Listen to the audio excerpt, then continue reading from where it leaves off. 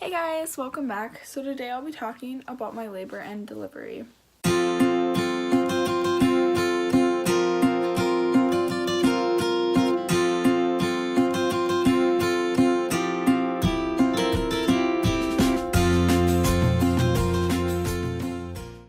So it was January 23rd and I had to go to work that morning at 7 in the morning because I was working full-time up until I gave birth. But it was like 5 in the morning and I was like, I can't go to work. Like, I literally could not walk to the bathroom. It was so hard. And so I called work and I was like, yeah, I'm not going to be able to make it today. And later that day I told my mom, I was like, I called into work, so I'm just going to be doing some homework today. And she was like, well, you need to go to work because you have a baby to provide for that. She's almost here. And I was like, I literally cannot walk, like, can't go to work, because I was a CNA at Aspires Hospital, so around like noon I'd have like 13,000 steps already. So I was like, if I can barely walk to the bathroom in my own house, there's no way I'm going to be helping other people to the bathroom.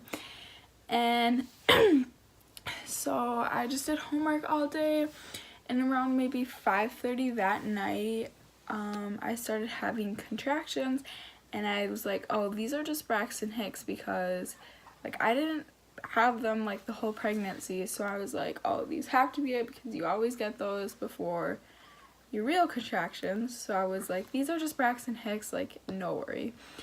And he got done with work around like 7, 8, and I'm still having these Braxton Hicks. And we're like, okay, well, we'll just lay around and watch some movies and stuff. So we were watching Netflix, and when it was like time to go to bed, I was like, oh, I'm not really tired and I can't really go to sleep with these. And so we decided, oh, we'll just watch more movies. He's like, oh, I'll stay up with you. So around 1:30 in the morning, or around 1 in the morning, we decided to start timing the contractions on this like app I had. So you're supposed to go into the hospital if your average is like every 5 minutes for an hour, 3 to 5 minutes. We did that, and I was averaging like 7 minutes in the like hours. So it was like 2 in the morning then. And then by 3 in the morning, we did it, and they were averaging 5 minutes every hour. He asked me, he's like, do you think we should go in? They're 5 minutes apart for an hour. And I was like, no, these don't even feel bad. Like, everyone told me that they're gonna be painful if they're like the actual labor ones. And I never had Braxton Hicks, so I didn't even know if those would be smaller or less painful. And so then so I was like, no.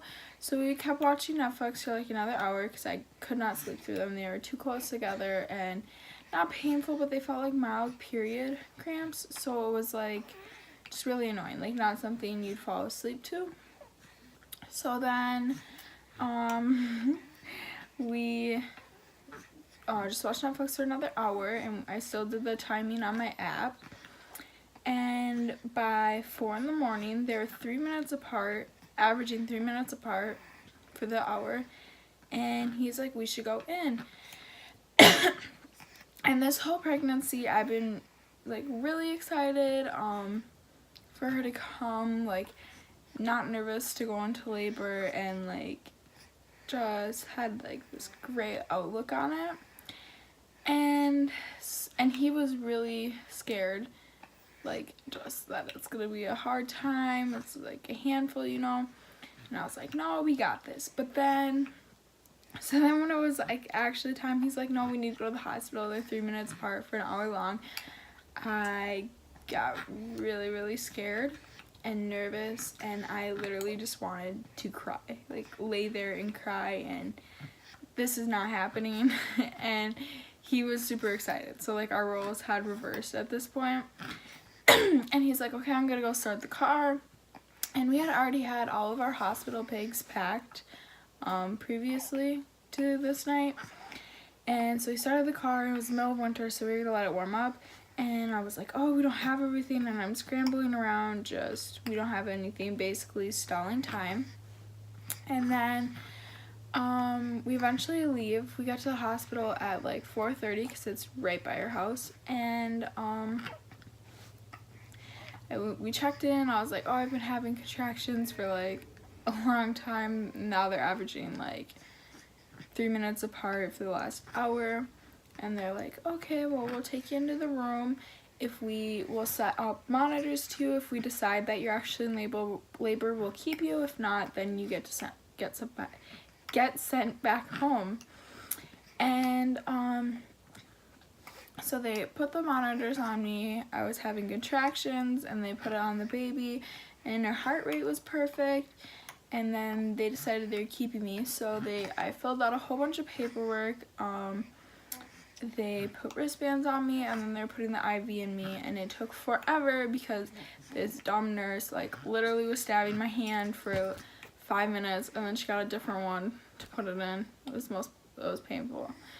And then so she put me on a Clear Liquids diet just because if you have something in your stomach and you're about to give birth, you have like a higher risk of throwing up. So she's like, you can only have water. And I'm starving because the night before I did not eat dinner because I was like having these Braxton Hicks, and I was like, I just don't want to eat.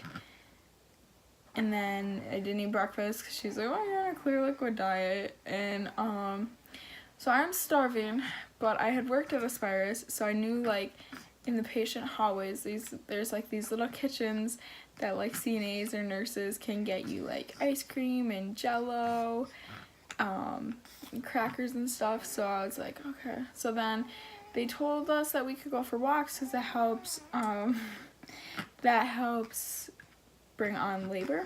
So we were going for walks, and then I would find one of these kitchens, and I would just like grab some Jello and eat it.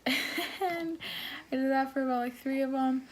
And I was craving like this blueberry muffin, like that is all I wanted. But they didn't obviously have those in the kitchens.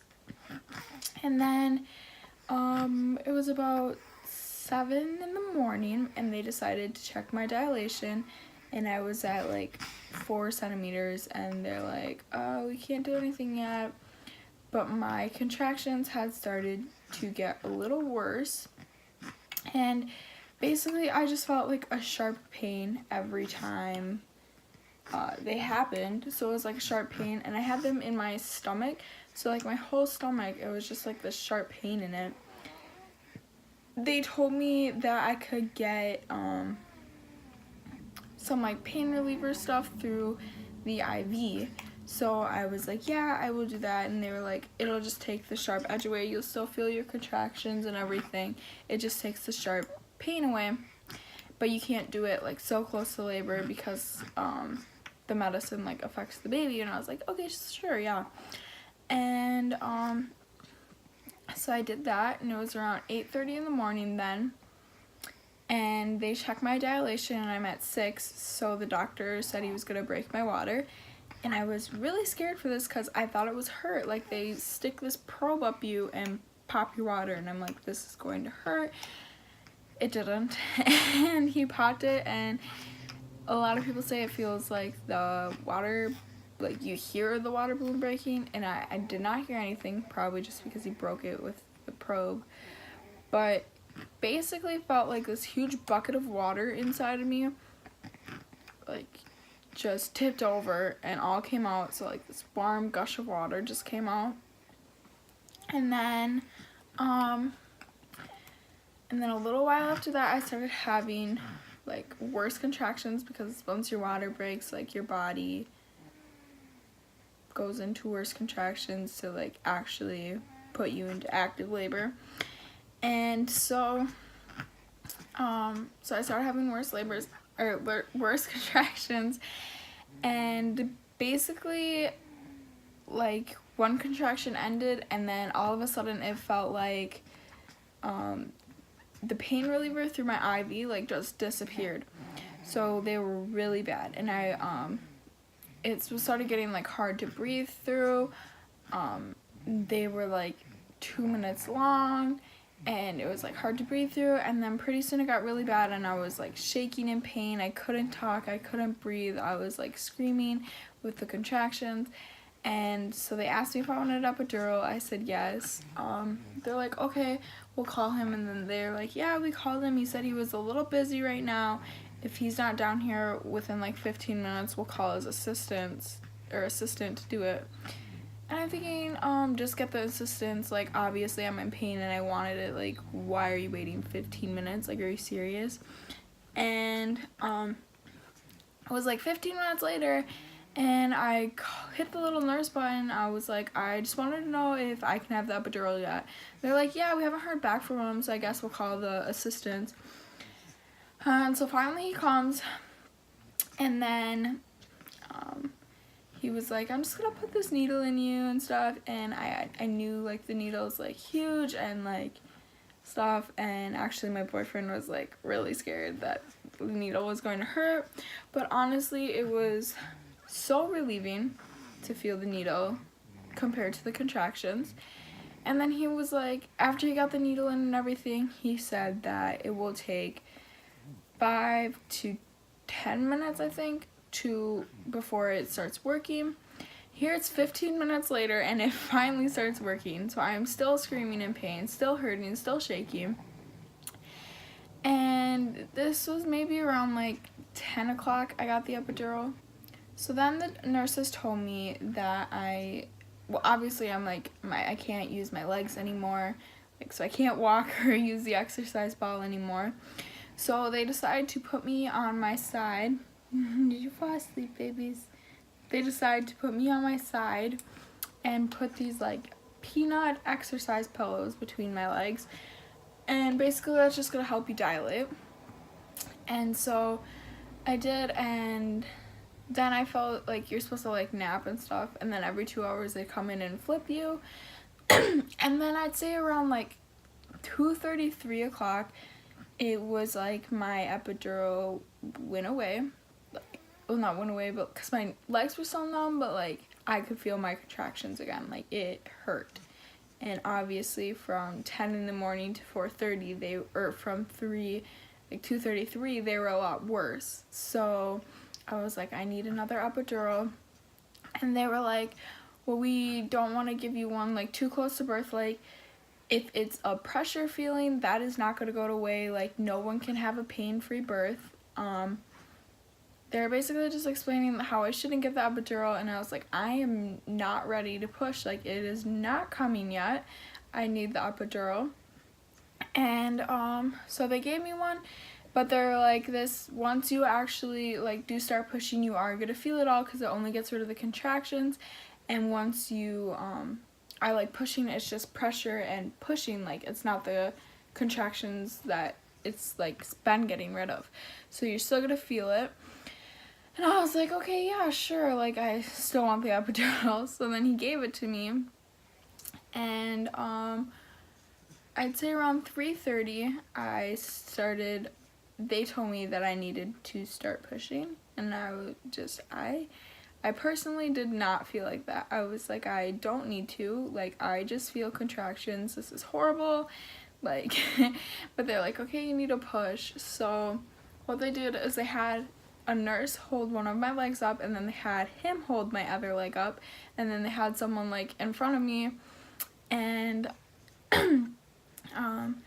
every time I felt like the pressure and the push, I would push with it, and then they would push my legs like up to my chest.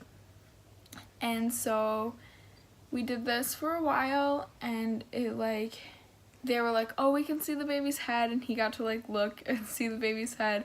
And when I was pushing, he's like, oh, you're almost there. And I was getting mad because I could feel like where her head was.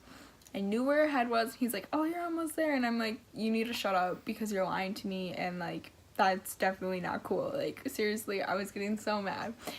And then I was pushing for a while yet, and then I don't even know where she got like stuck, but she got stuck. So I was pushing there for a while, trying to get her out of that part. And then she was like getting through that part, and I was getting really mad because I was pushing for like 45 minutes now, and then he was like not holding my leg right. Like I want him to hold it like on the ankle, he's holding it like my calf, and it was like, it wasn't uncomfortable, but I was like, this isn't what you're supposed to do, like hold my leg right, like what are you doing? And then I actually didn't say that to him. I just kept trying to move his hand, and like he'd put it right back on my calf, and I was getting so mad. And then kept pushing, and then so around like she came out at 4:30. So like at 4:30, when she came out, once the head and her shoulders like got through, it felt like this wet slimy noodle was like right out of me. And they literally, once she was out, they literally threw her on me. They were like, ugh, right on me, like right on my stomach, and I was like, whoa, like you just like threw my child at me. Like I don't know, that was really weird to me. And then she wasn't breathing at first, so I was like really scared, and none of them like seemed to notice, and I was like holding her, and then all of a sudden like a nurse came with like one of those suction things, and just like, I don't know if she put it in her nose or like her mouth, but like suctioned it out, and then she started breathing. And this whole time they're like jabbing my stomach, because after you give birth you still have to push out your placenta, so they're jabbing my stomach, and they're like, oh, just keep pushing, and I'm like, no, like she's out, like I know I have to push the placenta out, but like no, I'm done, like take a break. And that didn't happen.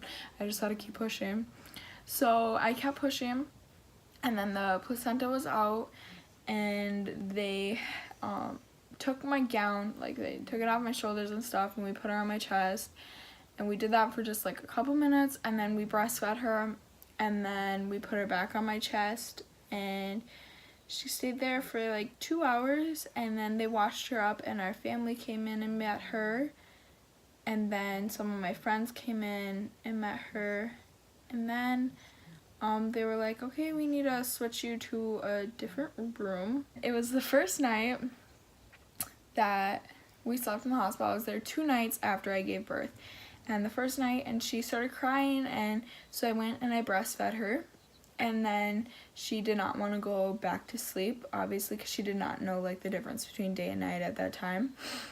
And so I was extremely tired because I did not sleep the night before. I was just up with her for 45 minutes because that's how long she used to breastfeed when she was like first born. Like it was like 45 minutes to an hour. And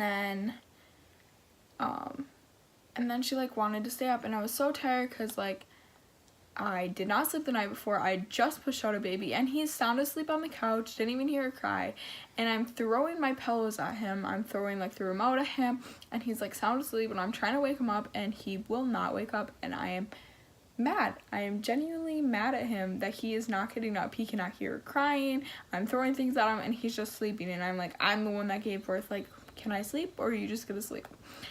And then he finally got up, and I had to go to the bathroom.